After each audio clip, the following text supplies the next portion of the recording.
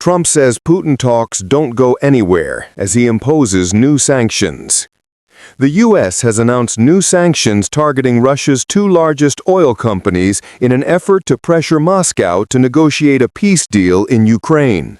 The announcement came one day after U.S. President Donald Trump said a planned meeting with his Russian counterpart Vladimir Putin in Budapest would be shelved indefinitely.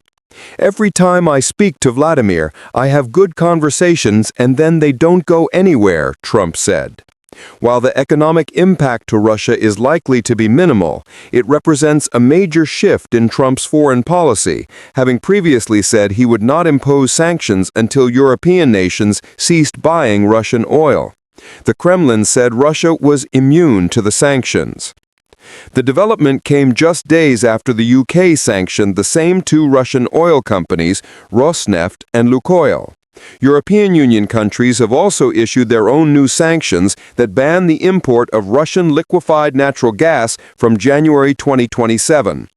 Trump had repeatedly threatened tougher U.S. measures against Moscow, but has avoided them until now in hopes of brokering a peace deal in the 3.5-year-long invasion. His administration has sought to cast the U.S. as a somewhat neutral mediator between the two warring nations after years of full-throated support for Ukraine from his predecessor, Joe Biden. But the U.S. president has grown increasingly exasperated with the Kremlin over its failure to move forward with negotiations. The sanctions are also something Ukraine's leader, Volodymyr Zelensky, has been urging for months. He said they were a good signal from the U.S., adding that a ceasefire was possible if other nations applied more pressure on Russia.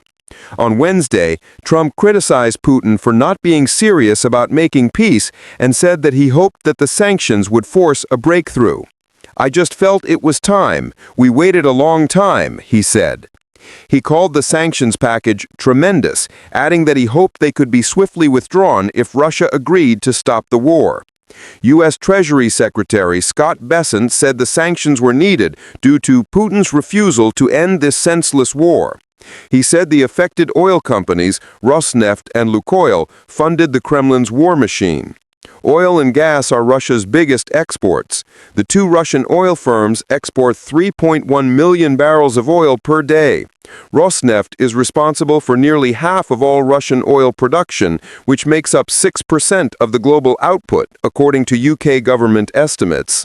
Moscow's biggest customers include China, India, and Turkey.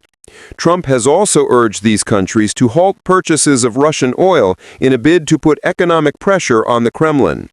India is poised to sharply reduce Russian oil imports in light of Trump's announcement, news agency Reuters reports, citing unnamed industry sources.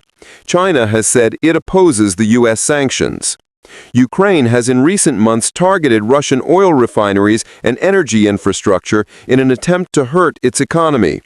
Zelensky had visited the White House on Friday, seeking to acquire long-range Tomahawk missiles that could strike deep into Russian territory, but came away empty-handed. The day before, Trump had announced the proposal to meet Putin in Hungary after an unscheduled call from the Russian leader. But following a call between U.S. Secretary of State Marco Rubio and his Russian counterpart, Sergei Lavrov, the idea was put on hold, with Trump saying he didn't want a wasted meeting.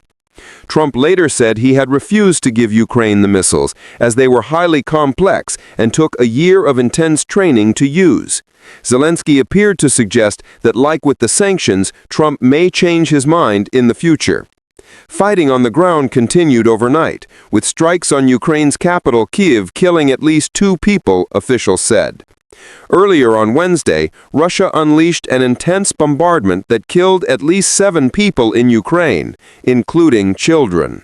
Meanwhile, power was restored to the Russian-occupied Zaporizhzhia nuclear power plant on Thursday in what the UN's atomic watchdog called a crucial step for nuclear safety and security. It had been without electricity for 30 days, leading to fears of a meltdown.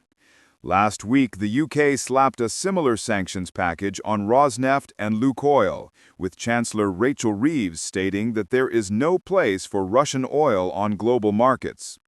Russia's embassy in London said targeting its country's major energy companies would disrupt global fuel supplies and drive up costs worldwide. It added, pressure only complicates peaceful dialogue and leads to further escalation.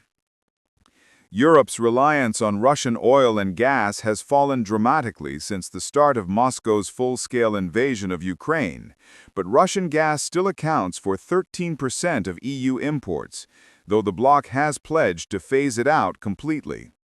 Trump had previously said he would only impose further sanctions on Moscow if Europe completely stopped buying Russian energy. EU Commission President Ursula von der Leyen praised a new sanctions package approved by the EU on Wednesday, which includes a ban on Russian liquefied natural gas imports by 2028. She said this, along with the U.S. sanctions, were a clear signal from both sides of the Atlantic that we will keep up collective pressure on the aggressor. Earlier this year, the UK and US also sanctioned major Russian energy companies Gazprom Neft and Surgutneftegas. NATO Secretary General Mark Rutte was at the White House when the sanctions were announced and praised the move for putting more pressure on Putin.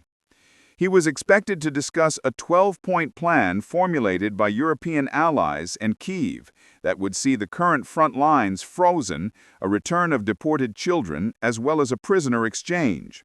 The plan also includes a war recovery fund for Ukraine, as well as security guarantees and a clear pathway for Ukraine to join the EU.